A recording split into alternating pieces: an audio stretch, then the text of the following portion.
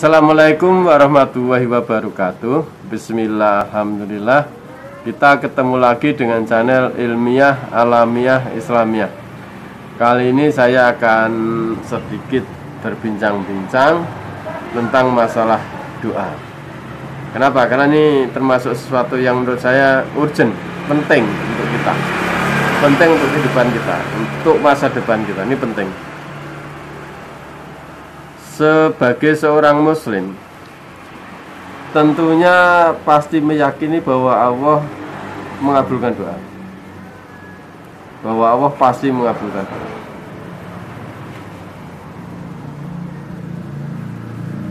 Karena apa? Karena Allah sudah mewahyukan di Al-Quran lewat Al-Quran, Ud'uni astajib lakum.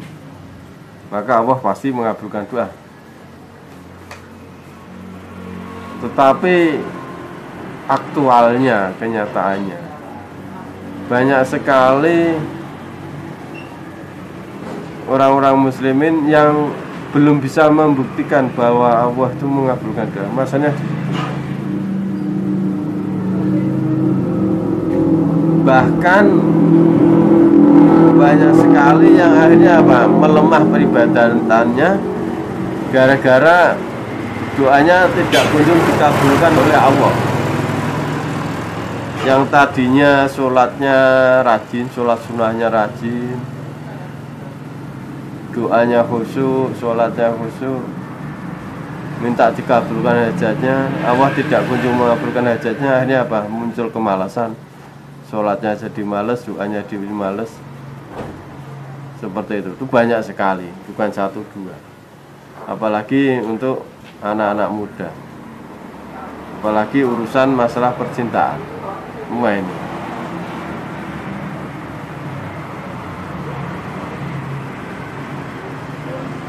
maka kita harus menganalisa, mengapa ya doa saya tidak kunjung kabul, mengapa ya doa saya tidak segera dikabulkan Allah. Ini harus dicari jawabannya. Nah, kalau kita ini mencari jawaban lewat Google, searching, browsing lewat Google, banyak sekali artikel tentang pembahasan doa. Video YouTube pun banyak sekali, termasuk video saya saat ini. Ada yang mengatakan syarat terkabulnya doa itu kita memang harus bersih dari dosa. Ada salah satunya.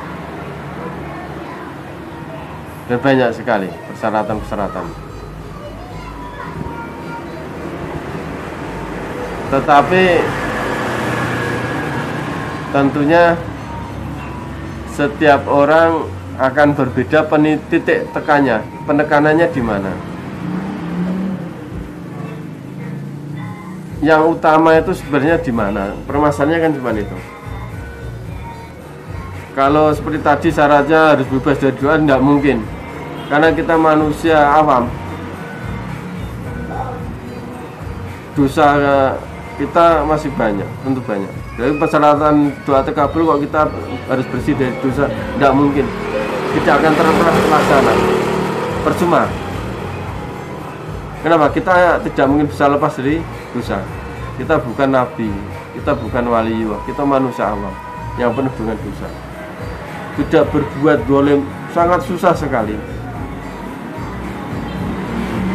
Sangat susah sekali. Ya, permasalahan tadi kita itu orang awam. Tapi apakah sebagai seorang yang banyak dosanya, seorang yang berbuat kezaliman,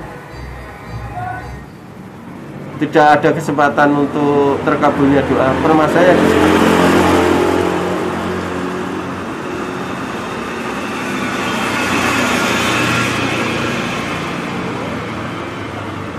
Maka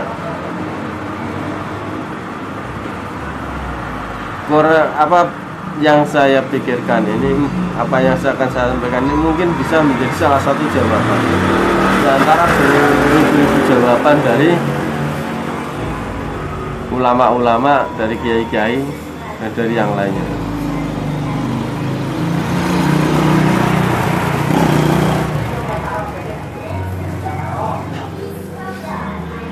yang jelas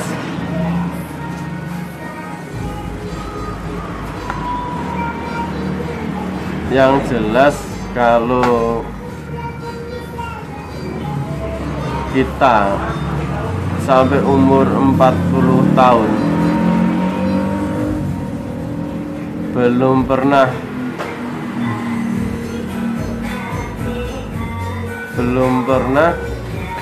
mengalami terkabulnya doa, ini sangat repot untuk keimanan kita.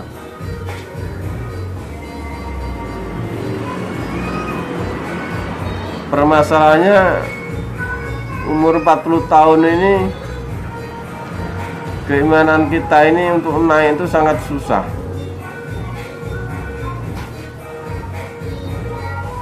Jadi kenaikan keimanan itu kita perjuangkan sebelum umur 40 tahun.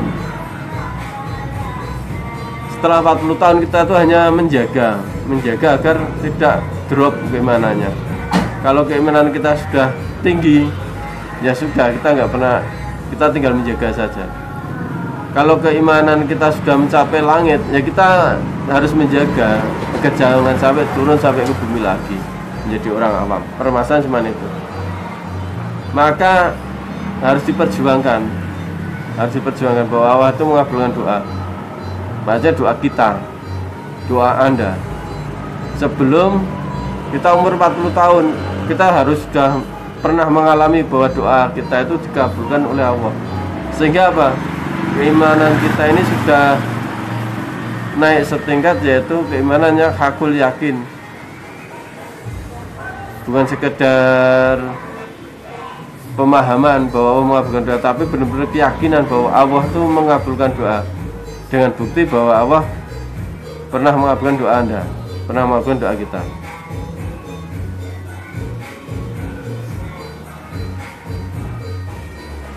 Flashback tahun sebelum tahun 2000. Jadi saya punya pengalaman akan doa saya dikabulkan oleh Allah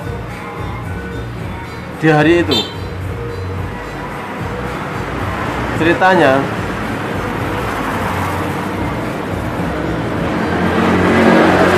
saat saya mau berangkat sholat zuhur, saya berangkat jalan kaki ke masjid,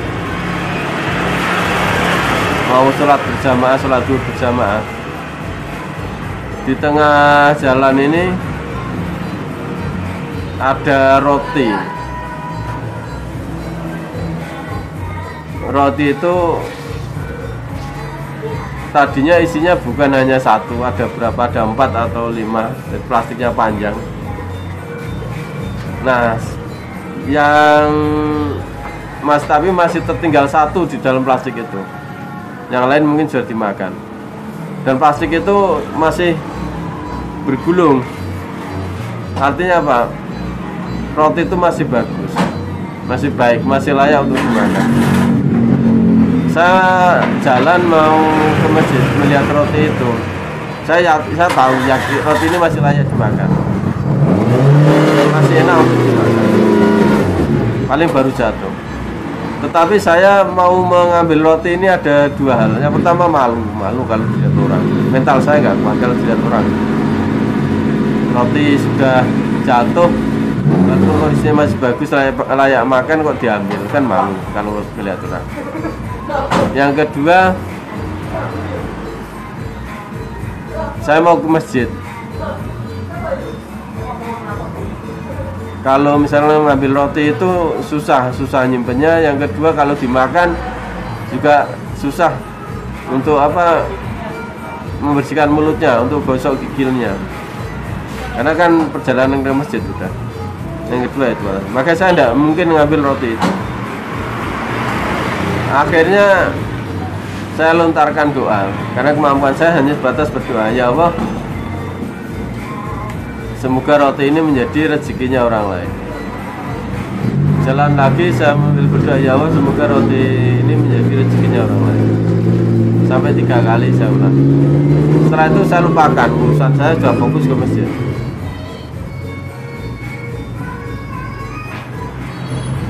Sepulang dari sholat zuhur, saya melihat roti ini sudah bergeser sepanjang 7 meter dari ke selatan, sepanjang 7 meter ke arah selatan dari posisi semula. Jadi 7 meter sebelah selatannya dari posisi semula roti tersebut. Tetapi masih bagus, masih layak makan, walaupun sudah mungkin bergesernya karena ditendang orang, sepertinya ditendang orang, tapi masih bagus, masih layak makan karena plastiknya ini masih membungkus roti tersebut.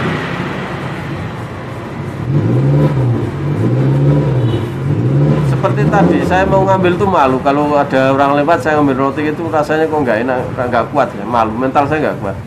Ini apa? Saya mampunya hanya berdoa, ya Allah, jadikan roti ini sebagai rezekinya orang lain. Semoga roti ini menjadi rezekinya orang lain. Saya ulangi sampai 3 kali. Habis itu pulang. Udah lupa semua akan masalah roti. Roti harus sepele mau diingat-ingat apa? Ya lupa jelas. Karena bagi saya sesuatu yang sepele. Pulang di rumah. Nah, asar saya berangkat ke masjid lagi untuk sholat jamaah. Di tengah perjalanan saya lihat lagi roti tersebut. Ternyata sudah bergeser lagi, kembali ke utara lagi sepanjang 5 meteran dari posisi terakhir saya lihat. Mungkin ditendang orang. Saya lihat roti itu dari kejauhan masih jelas, itu roti itu masih bagus, masih layak makan. Kasusnya seperti yang pertama dan yang kedua, saya malu untuk ngambil. Nah, ini apa? Saya berdoa, ya Allah, semoga roti ini menjadi rezekinya orang lain. Ya Allah, semoga roti ini menjadi rezekinya orang lain. Sampai 3 kali. Habis saya fokus ke masjid, sholat asar. Selesai sholat asar, saya pulang. Di tengah perjalanan saya melihat roti itu masih tergeletak di jalan. Dari jauh nih saya lihat. Tetapi ada 3 orang teman saya, teman kampung saya. 3 orang itu jalan ke arah saya, berarti dia harus melewati roti tersebut. Saya dalam hati dari kejauhan saya berdoa, ya Allah, semoga roti itu menjadi rezekinya orang lain. Saya ulangi lagi sambil jalan. Ternyata 3 orang itu begitu melewati roti, salah satu orang itu namanya Moha itu ngambil roti. Ambil roti terus diambil. Nah, saya sudah dekat dengan posisi Moha saat itu. Terus dia Moha itu ngambil roti, dia bilang, Mas Baik, roti Mas Baik. Saya jawab, ya silakan dimakan. Sama Moha dimakan. Ini kisah pertama untuk pribadi saya, bahwa Allah betul-betul mengabulkan doa. Itu sebelum tahun 2000. Yang kejadian tahun 2016 kemarin, Desember, 15 Desember 2016. Posisi saya tertabrak bis Semarang Surabaya, bis telolet, bis besar. Jadi waktu itu saya memang ada acara ziarah Wali Songo, tapi yang satu tidak karena posisinya di Cirebon. Di ziarah Wali Songo kecuali satu, yaitu Sunan Gunung Jati, karena posisinya di Cirebon. Jadi saya ke arah timur. Rencana jalan kaki dari rumah, dari Kendal, Semarang sampai ke Surabaya, sampai ke Surabaya sana, ke Sunan Ampel, Surabaya. Saya sudah 2,5 hari jalan kaki juga. Nah, hampir masuk ke Kudus, sudah nyampe Karanganyar Demak. Waktu saya jalan itu di sebelah sisi utara ini sepeda motor tuh numpuk. Jadi saya jalan melewat jalur lewat utara jalan, karena ke arah timur biar enak, seiring dengan sepeda motor dan sebagainya. Tapi sepeda motor tuh numpuk, banyak sekali numpuk di sisi kiri itu. Di jalan itu sampai penuh sepeda motor. Saya lihat, oh ternyata ada genangan air yang lumayan panjang di sebelah utara ini, karena musim hujan ada genangan air. Saya kalau lewat situ kan jelas nggak mungkin, masa melewati genangan air juga nggak bisa. Ikut antri sepeda motor juga nggak enak. Hanya saya lihat ke selatan, oh ternyata selatan itu lancar, nggak ada air, nggak ada apa-apa. Secara otomatis saya berpikir tak lewat selatan, lewat jalur yang selatannya, seperti itu. Maka saya terus nyebrang mau ke selatan jalan. Habis itu saya nggak tahu apa-apa, saya juga nggak melihat bis, nggak tahu apa-apa. Tahu-tahu malam hari saya ada di rumah sakit. Saya berpikir, loh saya kok di sini, ini kan rumah sakit. Loh saya kok di ini kan perawat rumah sakit. Ada apa sih saya? Saya sedang apa sih? Bingung saya. Hanya teringat, loh tadi saya tuh sedang nyebrang jalan. Kok tahu di rumah sakit, apa saya kecelakaan terus pingsan. Seperti itu. Hanya ada polisi yang memberitahu bahwa saya benar-benar kecelakaan, ketabrak bis Semarang Surabaya, bis terminal Semarang sampai ke Bungurasi Surabaya sana.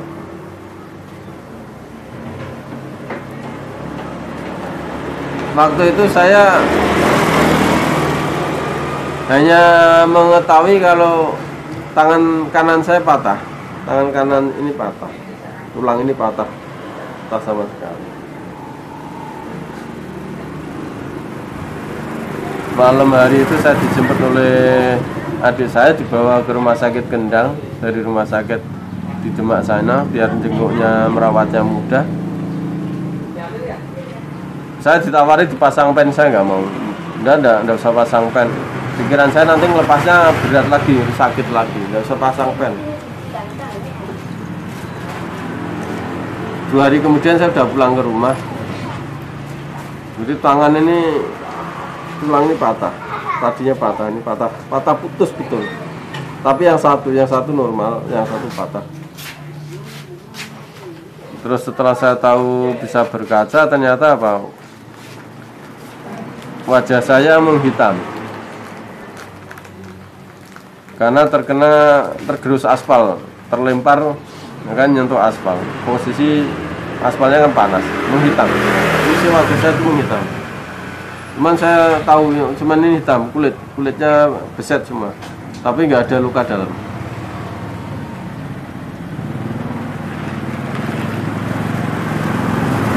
Yang paling luka parah cuman tulang ini. Akhirnya tulang ini saya pijiti sendiri, karena tidak saya pen, tidak bisa bawa rumah sakit, tidak saya bawa ke tukang pijit tulang atau sangkal putung, enggak. Saya pijiti sendiri. Terus saya ngundang teman saya yang sangkal putung, yang ahli tulang. Setelah 5 hari kemudian dia datang, teman saya tuh ngecek, coba genggam mas, bisa genggam, buka lagi, bisa. Udah normal, posisinya udah bener, udah bagus, nanti sembuh sendiri. Betul, dia nggak mijet sama sekali, cuma ngecek. Akhirnya apa? Alhamdulillah, 3 bulan kemudian saya normal betul tangan, bisa lagi untuk aktivitas. Selama perjalanan 3 bulan itu tangan ini belum kuat. Bawa air 1 gelas saja nggak kuat. Narik alat bekam aja nggak kuat. Saya berpikir, kenapa? Saya ketabrak bis sekian besarnya. Bis itu jelas bis cepat itu. Karena posisi di sawah, kiri kanan sawah, jarang kamu. Bis lajunya kencang. Saya tidak cacat. Anda semua lihat wajah saya nggak ada yang bupeng atau luka, nggak ada yang cacat, normal. Tangan saya juga normal, nggak benjol, nggak apa. Ini bahwa bagi saya ini suatu bukti bahwa Allah itu mengabulkan doa. Doa saya yang mana? Saya bertahun-tahun membiasakan kalau saya itu bercermin melihat wajah saya saya selalu lontarkan doa dalam hati, ya Allah baguskanlah wajah saya di dunia dan wajah saya di akhirat. Seperti itu. Ya Allah baguskanlah wajah saya di dunia dan wajah saya di akhirat. Maka kalau saya ini cacat, misalkan kok wajah saya tompel, tangan saya ini patah terus bengkong, berarti Allah tidak mengabulkan doa saya. Berarti ada dua jawaban. Bisa jadi, ya kan? Bisa jadi, ya kan? Doa itu tidak makbul. Allah itu tidak mengabulkan doa, karena doa itu tidak ada yang makbul. Karena saya ribuan kali mungkin berdoa seperti itu, hampir tiap hari berapa kali melihat cermin saya berdoa seperti itu. Yang kedua, mesti asumsi saya akan mengatakan, bisa jadi saya bukan termasuk orang yang kelak wajahnya bagus di akhirat. Karena di dunia saja sudah jelek, apalagi di akhirat. Artinya apa? Kalau wajahnya jelek di akhirat, berarti saya masih jatahnya penghuni neraka. Jelas. Kan doa saya, ya Allah bukanlah wajah saya di dunia dan wajah saya di akhirat. Hanya orang yang berwajah bagus saja di akhirat itu yang berhak atas surga.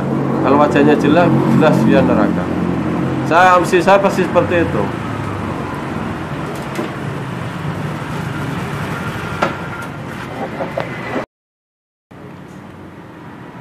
Jadi bagaimana kita ini bisa yakin bahwa Allah pasti mengabulkan doa? Nah, ini perjuangan yang jelas. Saya sendiri dengan dua kejadian itu sudah yakin Allah pasti mengabulkan doa. Cuma banyak sekali, ya kan, bukti-bukti bahwa mengabulkan doa untuk saya tentunya. Nah, yang menjadi pertanyaan di awal tadi, kenapa ya Allah kok tidak kunjung mengabulkan doa saya? Ada apa permasalahannya? Ini yang harus kita cari jawabannya. Tanpa bisa menjawab itu, ya kapan kita akan terkabul doanya? Sebenarnya jawabannya sudah banyak sekali. Ada di internet, kitab, semuanya bisa browsing, semua bisa belajar, bisa bicara, berbincang-bincang, diskusi dengan Pak Yai, dengan Ustadz juga bisa. Tetapi yang spesifikasi dengan Anda itu tentu yang tahu ya Anda sendiri. Dari sekian banyak jawaban itu mana yang cocok? Nah, kalau sampai Anda sudah merasakan, oh ini yang cocok dengan saya, berarti saya perlu perbaiki yang ini. Nah, kalau itu sudah enak kan. Tetapi secara analisa pribadi saya, kenapa ya Allah tidak kunjung mengabulkan doa? Yang utama, yang mendasar, itu bukan karena Anda banyak dosanya, enggak. Kalau syarat terkabulnya doa itu bebas dari dosa, itu tidak mungkin. Kenapa? Karena kita manusia awam yang tidak akan lepas dari berbuat dosa. Kita bukan nabi, bukan rasul, bahkan kita itu bukan waliullah, orang-orang yang suci, bukan. Kita orang awam yang penuh dengan dosa. Tetapi kata-kata ut'uni astajib lakum ini untuk semuanya, termasuk untuk kita yang banyak dosa ini. Maka kalau kita bisa berbuat baik, dosa kita menjadi sedikit, ya alhamdulillah. Tapi itu menurut saya bukan persyaratan utama untuk suatu pengabulan doa. Yang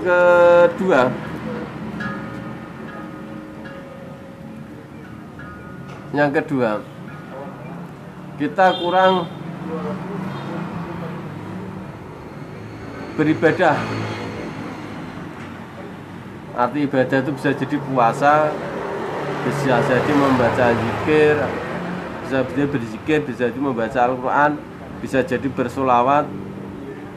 Yang kedua, kita kurang beribadah. Jadi syarat terkabulnya doa adalah memperbanyak ibadah.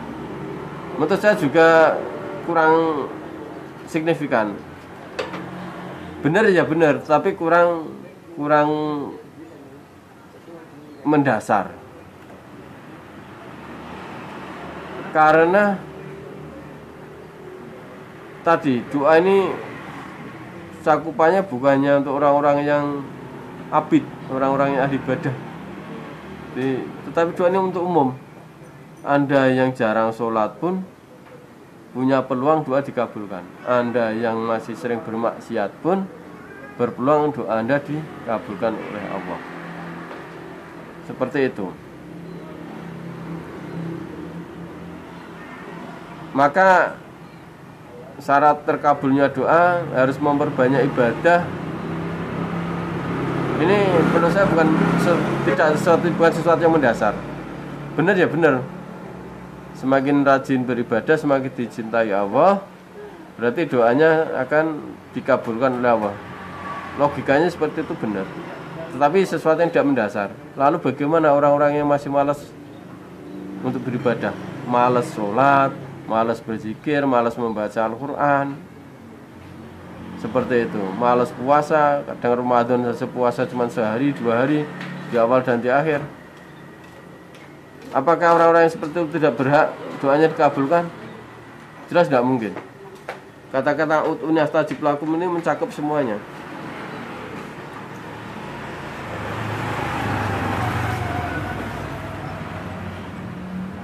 Lalu ada lagi syarat terkabulnya doa, yaitu harus yakin, sugesti, yakin bahwa Allah pasti mengabulkan doa.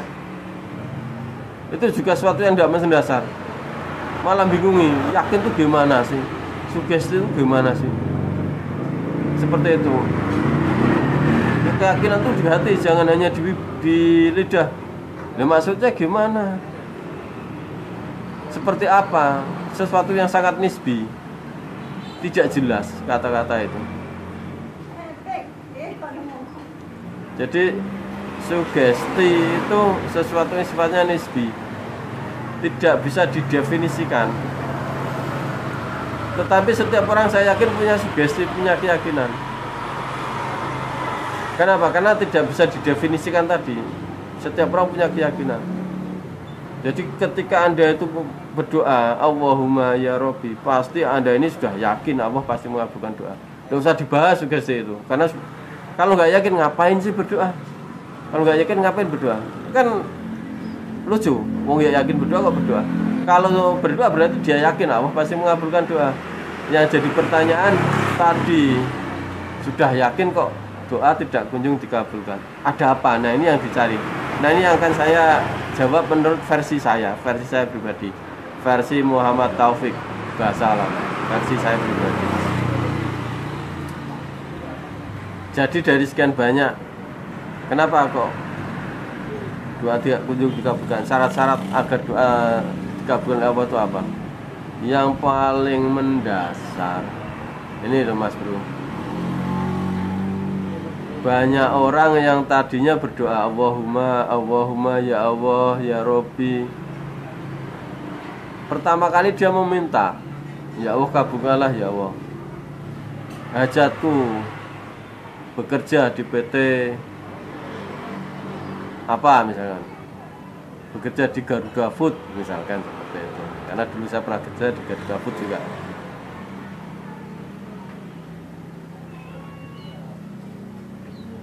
Doa sekali masih minta doa kepada Allah, besoknya berdoa lagi, ya Allah ya kan,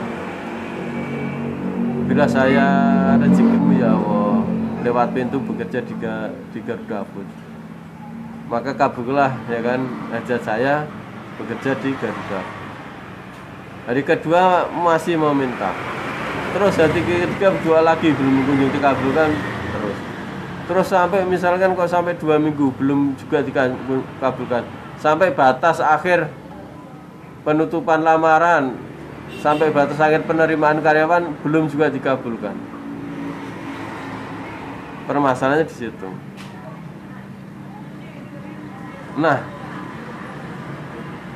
sebelum batas akhir penutupan lamaran, sebelum batas akhir penutupan penerimaan karyawan tadi, Karena ini waktu sudah mendekat. Mungkin seminggu lagi ini sudah batas akhir ini. Kalau seminggu lagi itu tidak ada panggilan tes kerja, berarti satu gagal. Kurang seminggu lagi. Maka bisa jadi yang tadinya Anda ini berdoa ya Allah, Allahumma ini tadinya berdoa ini sekarang berpindah posisi. Bibir Anda, lidah Anda masih berdoa Allahumma ya Allah. Konteksnya, kata-katanya masih berdoa.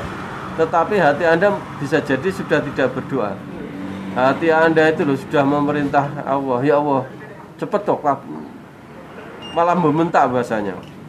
Gusti cepet, kabul ke dungo, kabul ke hajat. Anda tuh posisi sudah berpindah, tidak meminta, tapi memerintah. Ya Allah, segera kabulkan doa saya. Hati saya Anda itu bisa jadi sudah berpindah posisi seperti itu. Kenapa? Karena logika Anda itu seminggu lagi kalau tidak ada panggilan, ada surat datang atau panggilan tes, berarti Anda sudah jelas gagal. Kelirunya tapi di sini. Kelirunya Anda ini memerintah Allah untuk mengabulkan hajat sampean. Ini keliru. Kalau Anda itu memerintah Allah, ya kan? Lalu posisinya berarti Allah ini menjadi apa? Menjadi pesuruh Anda. Kan lucu. Nah, dia tuh makhluk. Allah itu Al-Khaliq yang menciptakan. Maka yang fundamental, yang menjadi dasar agar doa kita terkabul, yang pertama menurut saya satu, jangan berpindah posisi. Cukuplah Anda itu berdoa, jangan sampai memerintah Allah. Jangan seperti anak kecil ke orang tuanya, Pak belikan permen. Besok lagi, Pak belikan permen. Hari ketiga anaknya bentar, Pak belikan permen cepetan. Teman-teman saya tuh udah beli permen semua. Hari keempatnya ngambul, nesu, gitu loh. Gak mau makan mungkin, tidur di luar mungkin, gak mau pulang. Anda tuh manusia sebagai hamba dan Allah sebagai pencipta. Jangan seperti itu Anda. Allah itu tidak akan bisa didikte. Allah itu tidak bisa didikte, tidak bisa terus diharuskan menuruti kehendak Anda. Tetapi Anda yang harus takluk kepada Allah. Anda harus takluk pada Allah. Maka cukuplah meminta, jangan sampai memerintah. Ini permainan hati ini. Kalau kata-katanya sama Allahumma ya Rabbi, posisinya itu memerintah apa hanya sebatas meminta. Harus dikunci posisi, harus pada posisi meminta saja, jangan sampai memerintah Allah. Sekalut apapun ya kan pikiran kita, segenting apapun ya kan hajat kita, sedekat apapun waktu target kita, jangan sampai memerintah Allah. Ini yang poin pertama. Yang poin kedua, sekedar tips saja agar Anda tidak sampai memerintah Allah. Yang poin kedua, setelah Anda ini berdoa belum kunjung kabul, terus besoknya teringat akan hajat sampean, lalu Anda berdoa lagi.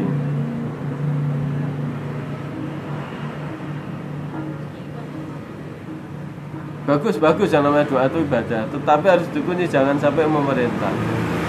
Tapi lebih baik lagi kalau menurut saya tidak perlu berdoa. Toh Allah itu tidak akan pernah lupa. Allah bukan pelupa. Allah itu bijaksana. Allah itu tahu kebutuhan kita. Allah itu tahu yang terbaik untuk kita. Allah itu yang tahu rahasia akan suatu kejadian. Keyakinan kita harus seperti itu. Maka kita sudah berdoa dengan betul, meminta kepada Allah, lalu belum kunjung kabul, besoknya kita teringat doa itu. Kalau saya pribadi jangan berdoa. keinginan berdoa itu lupakan, dilupakan, jangan berdoa. Kuat nggak melupakan doa itu? Maka lebih baik apa? Bermunajat, dialog pada Allah. Ya Allah, aku sudah berdoa ini itu ya Allah. Kemarin ya Allah, aku kemarin berdoa ini dan itu. Sekarang saya teringat lagi akan doa itu. Saya tidak berdoa ya Allah, karena saya sudah meyakini bahwa Engkau pasti mengabulkan doa, bahwa Engkau bukan pelupa, bahwa Engkau bijaksana, bahwa Engkau tahu kebutuhan saya, dan Engkau yang menguasai alam semesta ini. Engkau pun yang menguasai masalah waktu. Besoknya teringat lagi, lebih baik jangan berdoa. Keinginan untuk berdoa lagi coba dibuang, ganti dengan dialog pada Allah, bermunajat kepada Allah.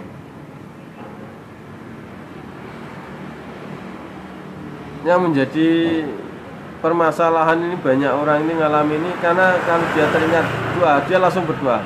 Besoknya tingkat lagi doa lagi, dia semakin memperbanyak doa, berjalannya apa sampai lupa posisinya apa, dia memerintahkan Allah untuk secepatnya mengabulkan doanya. Nah, malah tidak dikabulkan oleh Allah. Tetapi kalau Anda tuh dialog ini, setelah itu lupakan semua doanya, doa Anda insya Allah cepat dikabulkan. Jadi yang kedua itu hanya tips. Syarat pertama, syarat utamanya yaitu jangan pernah memerintah Allah. Kedua tips saja, bagaimana agar kita tuh tidak sampai memerintah Allah.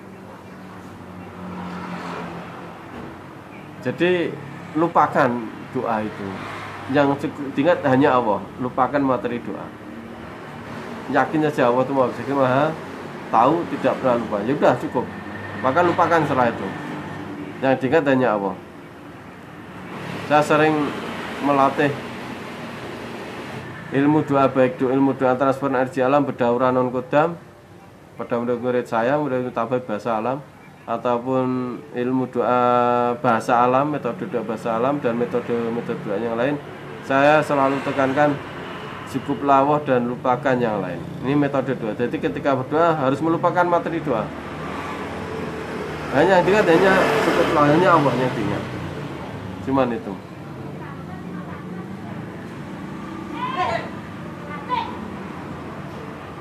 Syekh Sadali Sultanul Aulia, pendiri Thariqah Sadaliyah, pernah mengatakan, saya sudah berdoa ini dan itu. Setelah 20 tahun kemudian Allah baru mengabulkannya. Artinya apa? Kalau sudah 20 tahun sudah tidak pernah mengingat-ingat, sudah lupa, bahkan pernah lupa kalau pernah berdoa itu, bisa jadi seperti itu. Allah baru mengabulkan. Saya mengalami sampai 20 tahun. Maka tips kedua tadi adalah melupakan doa. Semakin cepat Anda bisa melupakan doa Anda, semakin cepat Anda melupakan hajat Anda dan tergantikan hanya ingat pada Allah, maka doa akan dikabulkan oleh Allah. Tidak perlu nunggu 20 tahun, secepat Anda. Ini permainan hati, permainan pikiran. Jadi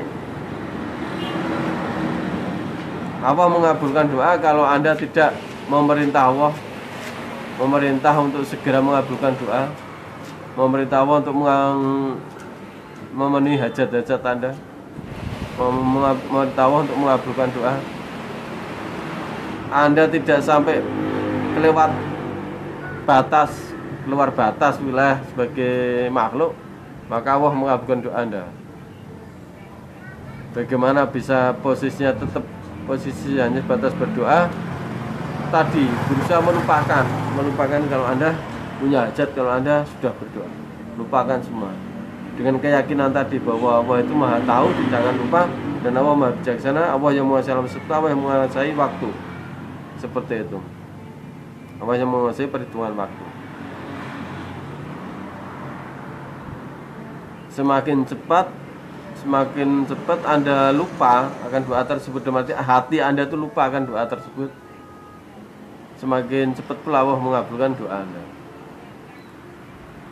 Jadi urusan sugesti, urusan memperbanyak ibadah, bagus-bagus saja, silahkan.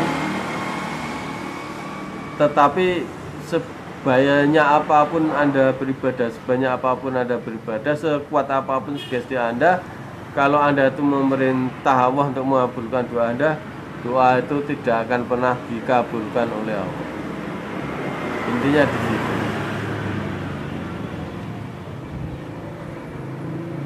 Terima kasih telah menonton video ini. Jika ada salahnya saya mohon maaf. Semua kesalahan adalah dari pribadi saya. Al-Hakumi Rabbi fala takunana minal mumtarin. Saya Muhammad Taufik dari negara Kabupaten Jemberana, Bali mengucapkan selamat siang, selamat beraktivitas. Wassalamualaikum warahmatullahi wabarakatuh.